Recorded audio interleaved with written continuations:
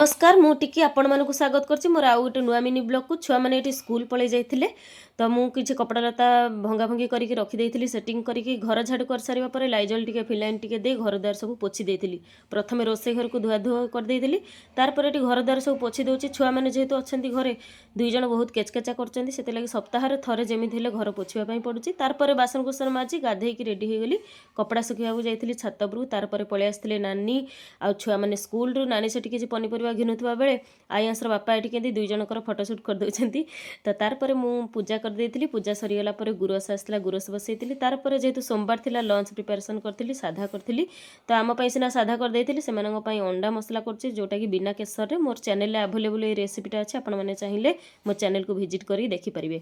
तो तार परे टिके सुआ मानन को खाया को देइथिली तापर टिके सोई पडिथिलु संध्या आइतला संध्या दे सारिबा परे एठी आयांस को मु बसी होमवर्क करौछि। एबे टिके बड़ हेलेनी पाठ पढलेनी स्कूल गलेनी तांको टिके टाइम देबा पई पड़िबो। तार पर नानी आनी धरे देइथिले मक्का पांपड़ी सेठा खाई सारिबा परे आम पई बनैथिली फुटा तरकारी जोटा कि आलू टमाटो बड़ी तरकारी। तो से माने पळैले भोजी खाया को आयांसर बापा चाचा तो सेति लागि आमे रुटी सहित फुटा तरकारी खाइथिलु। आज मिनी ब्लॉग टी आपण मानु केमि लागला कमेंट करके जणैबे।